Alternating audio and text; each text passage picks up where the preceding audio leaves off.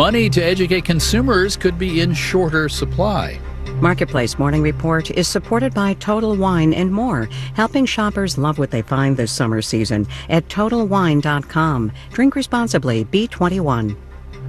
I'm David Brancaccio in Los Angeles. The acting head of the Consumer Financial Protection Bureau has a plan to cut funding for financial literacy and consumer education. The Bureau, set up in the wake of the 2008 financial collapse, is decidedly out of favor in this second Trump administration. Here's Marketplace's Henry Epp. The CFPB can charge and collect penalties from consumer financial companies that it finds violate federal laws. Some of that money goes to its civil penalty fund. That fund is primarily used to compensate victims, but if those victims can't be found, the CFPB can use the remaining money to help pay for its financial literacy and consumer education programs. The Trump administration wants to stop that. Its proposed rule change would mean the CFPB could no longer use its civil penalty fund to pay for consumer education efforts. The rule is open for public comment on the Federal Register until July 18th. It's the latest move by the Trump administration to limit the CFPB's work. It previously attempted to fire most of the agency's employees, but those layoffs were paused by a federal judge in late April. I'm Henry Epp for Marketplace. We'll get profits and revenue from the consulting firm Accenture later this morning. The company, based in Ireland, years ago branched off from its parent, Arthur Andersen Accounting. The consulting industry is under pressure with reduced spending by the U.S. government these days. Marketplace's Stephanie Hughes has more. During the pandemic, lots of companies were turning to consultants to figure out how to deal. So it was a really big boom of spending. It was abnormal. Brian Bergen's an equity analyst with TD Cowen. Nowadays, companies are dealing with economic uncertainty and a trade war, and while some are turning to consultants to help them cut costs, others are less interested in paying outsiders to tell them what to do. You may not know what your supply chain is going to look like in 6-12 months from now. For you to then say, okay, I'm going to make this multi-year strategic decision, it's very difficult. Meanwhile, Harvard Business School professor Sunil Gupta says more companies are trying a DIY approach to problem solving. So they're saying, well, this is our job. Why should we outsource it to somebody else? We should be thinking about strategy anyway.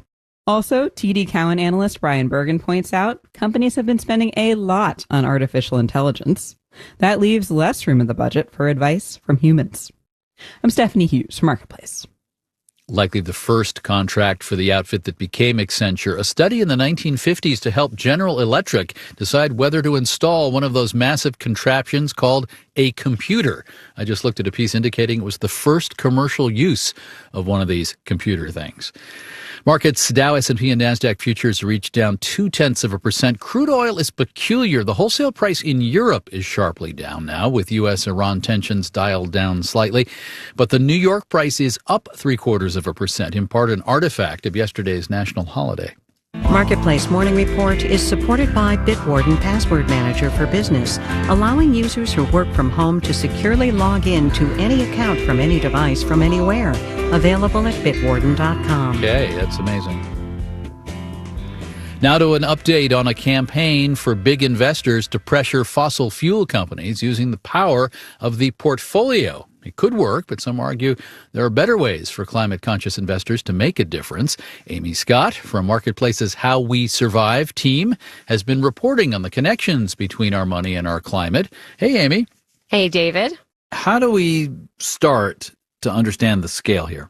There is a group called Stand.org that has counted more than 1,600 institutions worth more than $40 trillion collectively that have committed to divesting some or all of their assets from fossil fuels. And that list includes faith-based organizations, colleges and universities, pension funds. Some have committed to selling stocks or bonds or other investments in any fossil fuel related business. Others, though, have just pledged to get out of, the dirtiest energy sources like thermal coal and tar sands. But there is some debate about how effective divestment is at actually reducing greenhouse gas emissions. Well, I want to ask you about that. I mean, divestment is credited with contributing to the end of apartheid in South Africa. Does this divestment movement involving energy have the potential to have real-world effects? I mean, I'm talking about lowering greenhouse gas emissions. Right. It can be very effective, but How We Survive spoke with Kelly Shue, who teaches finance at the Yale School of Management. And her research has shown that the strategy can actually backfire because it makes it harder and more expensive for so-called brown companies to raise money. And that makes them less likely to invest in new technology or abatement efforts. And what we find is empirically, when brown firms have experienced a higher cost of capital in the past, they actually go out and pollute more per unit of capital because that's the way they get cash right now. And Shue says climate conscious investors may have more impact by engaging with the companies to push them to invest in cleaner energy. All right, engaging. Shareholder resolutions like that? Exactly, or voting for more climate-friendly board members. New York City is one example. Its public employee pension system has a goal of net zero emissions in its portfolio by 2040. To get there, it has divested from thermal coal and fossil fuel reserve owners and stepped up its investment in clean energy. But it's also using its power as a big shareholder to pressure other big emitters like utilities to decarbonize. We spoke with Brad Lander, who's controller for New York City. I should also say he's running for mayor. Lander says the city sees both engaging and divesting as tools in its climate efforts. Where we can engage and get people to move and make real plans for transition, like we're working on with those utility companies or with car companies, great. And Lander says the city's engagement is actually more effective because companies know it's serious about divesting if they don't make enough progress. Now, individual investors will decide for themselves on this issue, but there are essentially calculators to at least help them see what they own. Yeah, a good place to start is the website fossilfreefunds.org.